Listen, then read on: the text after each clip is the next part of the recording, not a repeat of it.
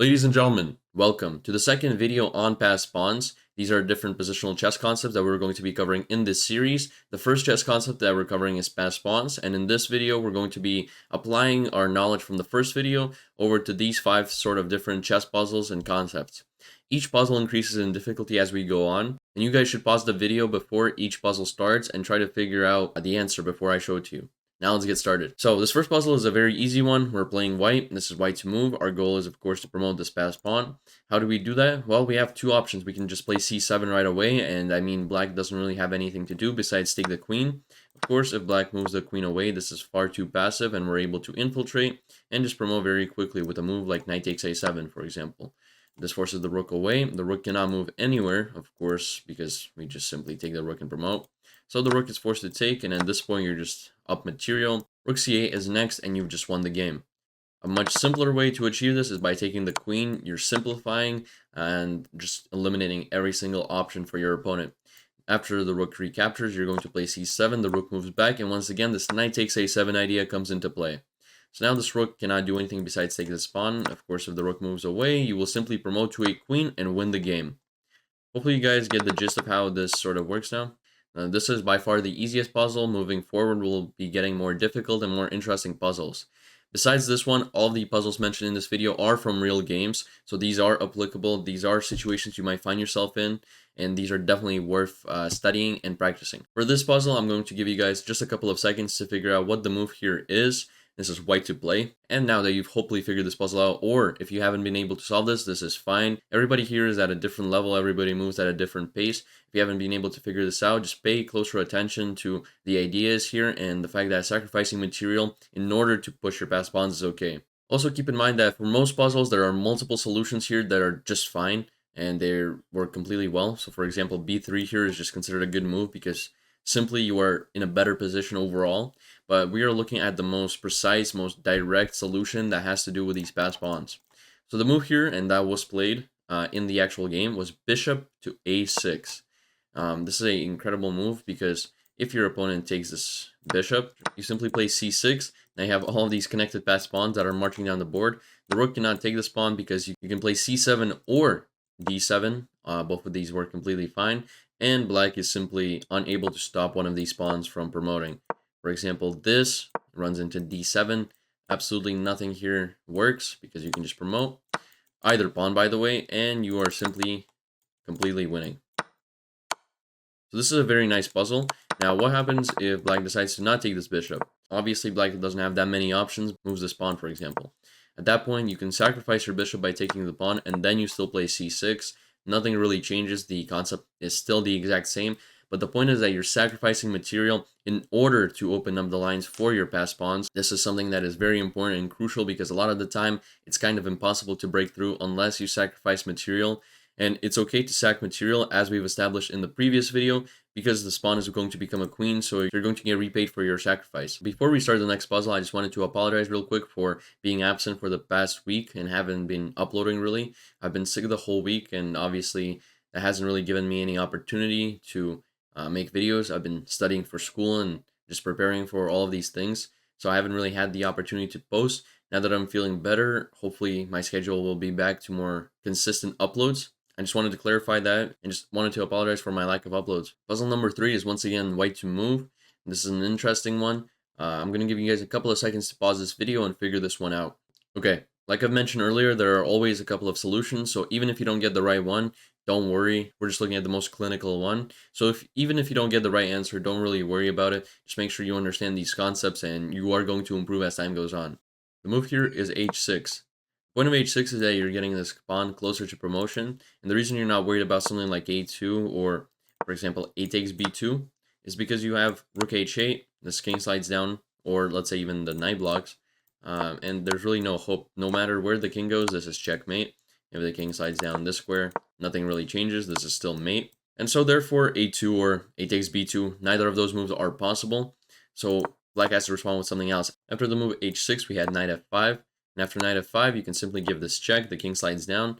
Of course, the king cannot go to g7 because of both the pawn and the rook. And now you play this very clinical h7. You're not worried about this pawn going anywhere. If this pawn takes, you have this nice move, rook f8. The king cannot take this rook because then you promote your pawn to a queen and suddenly you're about to checkmate your opponent very quickly. So that is impossible. After h7, the opponent doesn't really have any other option though, so therefore this is necessary.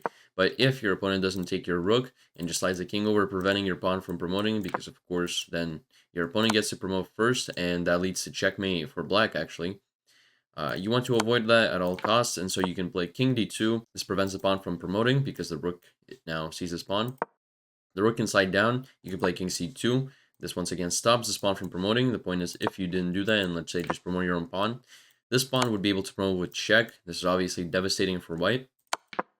And so you just play king c2, and black here had to resign. Now after h7, if your opponent chooses to play a2, you can still play king d2 and then have to sacrifice your rook at some point. That's completely fine. You could start, of course, with this rook f8 idea, but after something like king e7, king d2 works fine.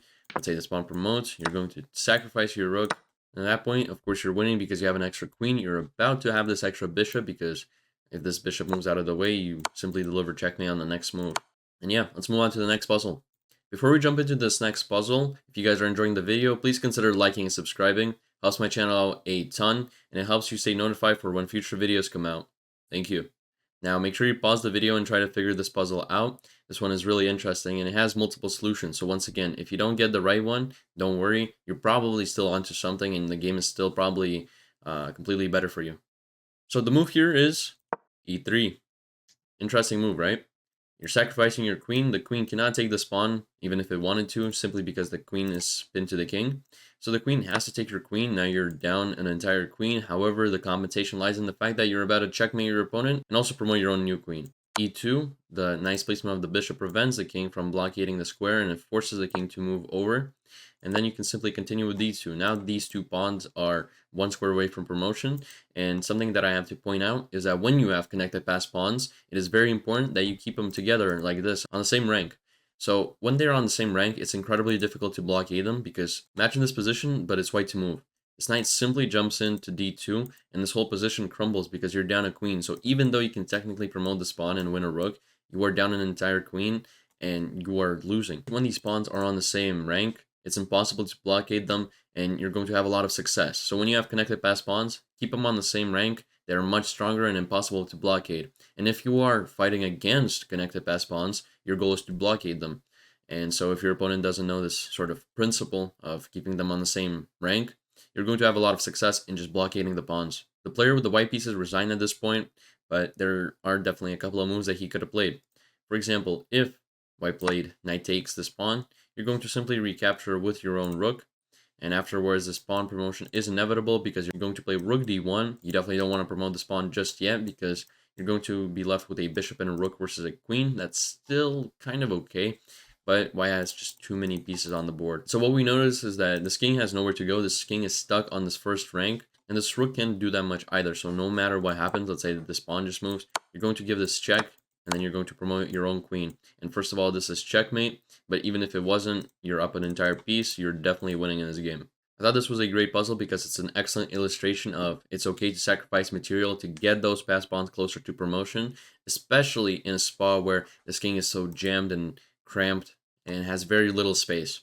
Now for the fifth and final puzzle, guys. I've already mentioned before that tactics are extremely important to any positional chess concept and any just position in general. So pause the video, try to figure this one out. But now let's look at the solution. And this one involves a lot of tactics in the form of rook d2, which is a discovered attack, or first of all, an attack on the queen, but also a discovered attack on this rook with the bishop.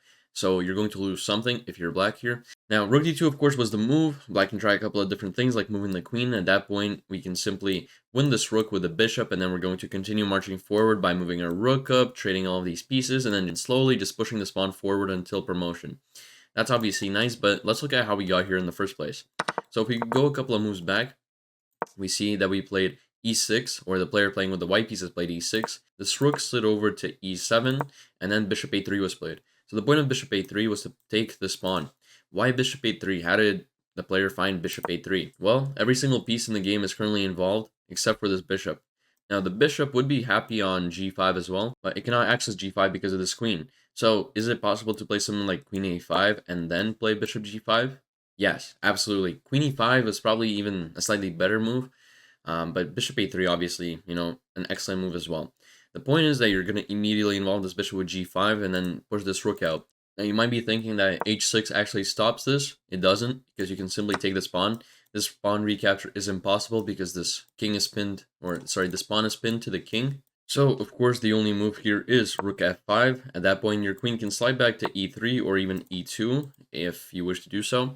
If queen takes a2, you can give this check. After the rook blocks, you can simply play rook e to d1. And at that point, the opponent can resign. There's absolutely nothing left that black can really do. So, if black chooses to take this pawn with the queen, you can take the queen. Now you're up a queen. This rook cannot slide down and recapture because it's pinned to the king. If the rook chooses to capture your rook, you will deliver checkmate very quickly because this is mate. Therefore, there aren't that many options. Let's just play a random move. Let's say your opponent plays, I don't know, rook back to f8. At that point, you can actually just play e7, and now your opponent really doesn't have much that they can do. Of course, taking this pawn is impossible because of this sort of attack where you win just completely everything. This is devastating for black, and you simply win the game. So that's not possible. If the rook chooses to move out of the way, you will capture it. If the rook moves somewhere where the bishop can still see it, such as, let's say, rook to f6, you can still capture this rook. The bishop will have to recapture, and then you can play rook to d8, and you won. The only hope is this queen to slide up and protect this bishop. However, in that moment, you have a nice queen sacrifice with queen b3. Of course, like I mentioned earlier, this just simply isn't possible because you completely win the game. You're up a free queen, and that's super nice. So queen b3 is just an amazing move, and it once again illustrates the fact that you can sacrifice material even if it's just for deflection purposes, because as we can see, it works perfectly. If the opponent chooses to avoid trading, you can continue marching your queen anywhere you would like. You can even play bishop g5, and that works fine as well. I even like this move of queen b7, and at that point, your opponent really doesn't have that much choice. Taking the queen results in quick checkmate. Moving the pawn results in you just taking the queen, and the bishop cannot recapture back. So, guys, that really summarizes this whole fifth puzzle. It wasn't really that much, I really didn't put that much focus on the actual solution, but rather how we got here and the thought process behind these moves and how you can find them yourself. I hope you guys found this video useful, and if you did, please consider checking out a video to my left. As always, thank you so much for watching, and I hope to see you in a future video.